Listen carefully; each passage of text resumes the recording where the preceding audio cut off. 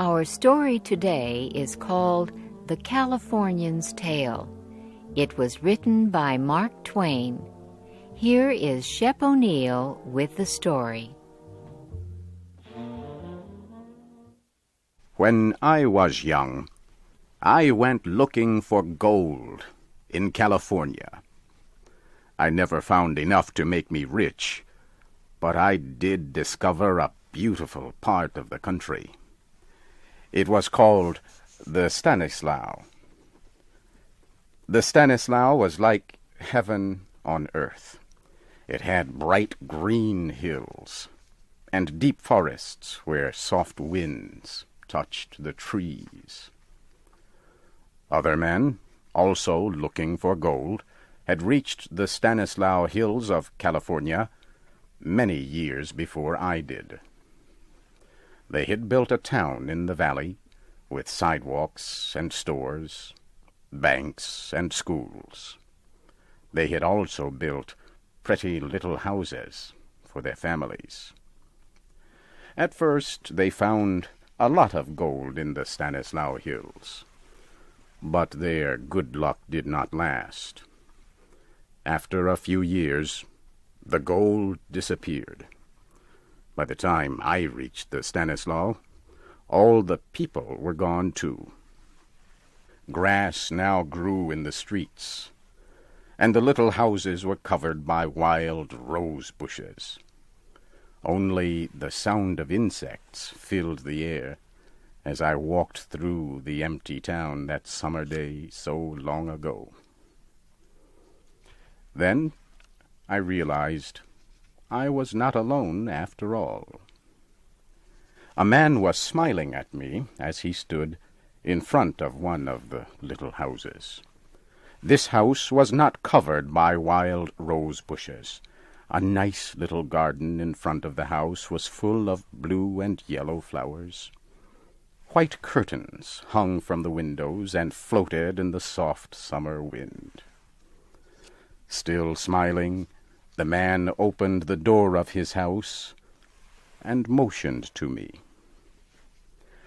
I went inside and could not believe my eyes. I had been living for weeks in rough mining camps with other gold miners. We slept on the hard ground, ate canned beans from cold metal plates, and spent our days in the difficult search for gold. Here in this little house, my spirit seemed to come to life again. I saw a bright rug on the shining wooden floor. Pictures hung all around the room, and on little tables there were seashells, books, and china vases full of flowers. A woman had made this house into a home. The pleasure I felt in my heart must have shone on my face. The man read my thoughts. Yes, he smiled, it is all her work. Everything in this room has felt the touch of her hand. One of the pictures on the wall was not hanging straight. He noticed it and went to fix it. He stepped back several times to make sure the picture was really straight. Then he gave it a gentle touch with his hand. She always does that, he explained to me. It is like the finishing pat a mother gives her child's hair after she has brushed it. I have seen her fix all these things so often that I can do it just the way she does. I don't know why I do it. I just do it. As he talked, I realized there was something in this room that he wanted me to discover. I looked around. When my eyes reached a corner of the room near the fireplace, he broke into a happy laugh and rubbed his hands together. "That's it!" he cried out. "You have found it. I knew you would. It is her picture." I went to a little black shelf that held a small picture of the most beautiful woman I had ever seen. There was a sweetness and softness in the woman's expression that I had never seen before. The man took the picture from my hands and stared at it. She was 19 on her last birthday. That was the day we were married. When you see her, oh, just wait until you meet her. Where is she now? I asked.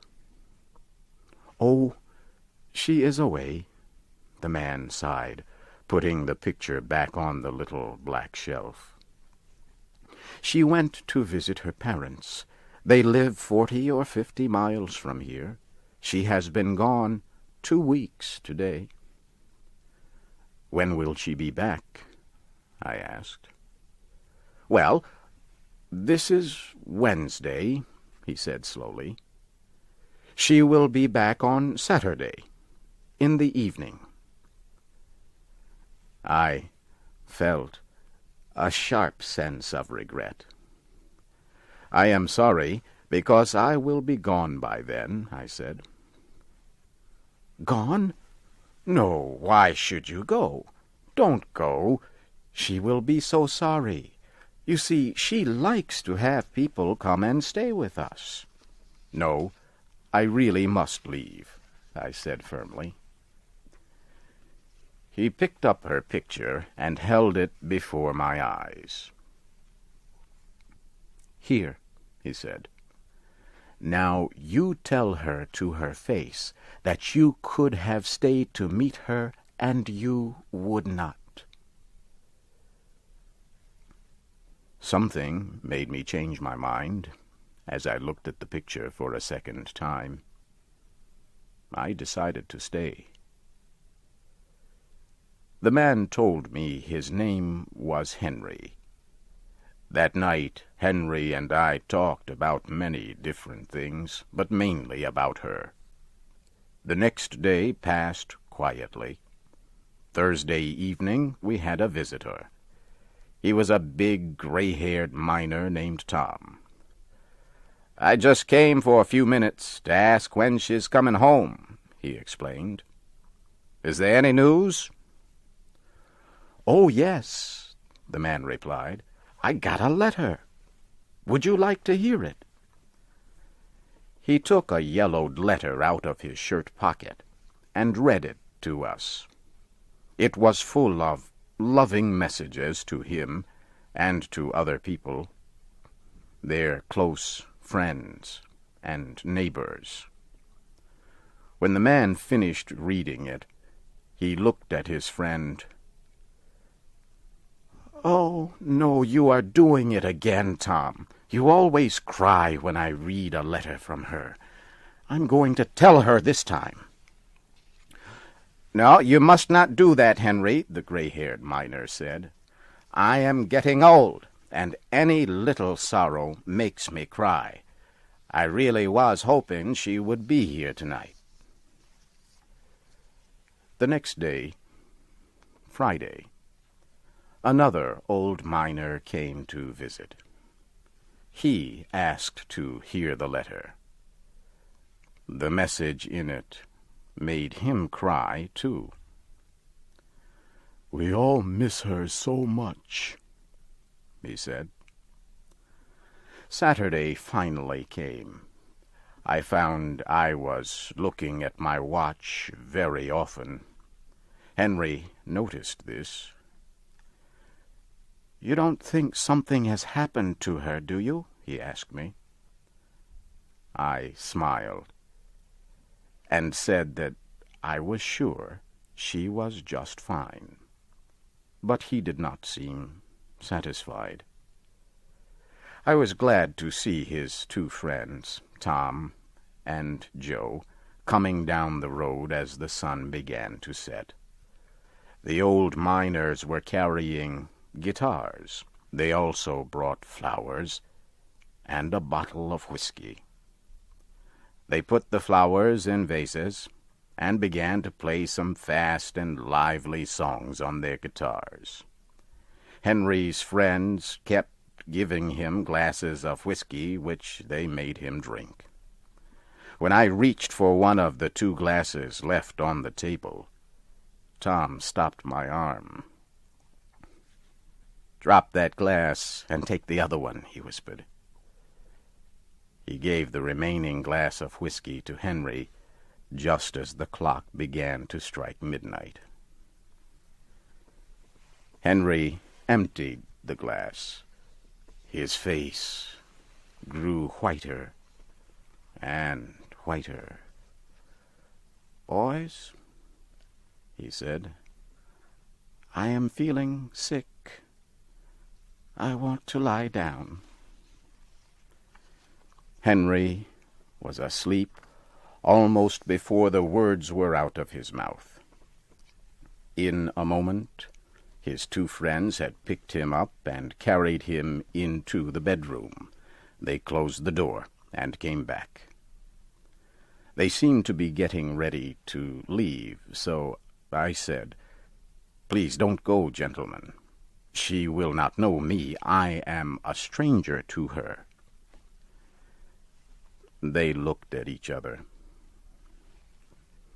"His wife has been dead for 19 years, Tom said. "Dead?" I whispered. "Dead or worse," he said. "She went to see her parents about 6 months after she got married. On her way back, on a Saturday evening in June, when she was almost here, the Indians captured her.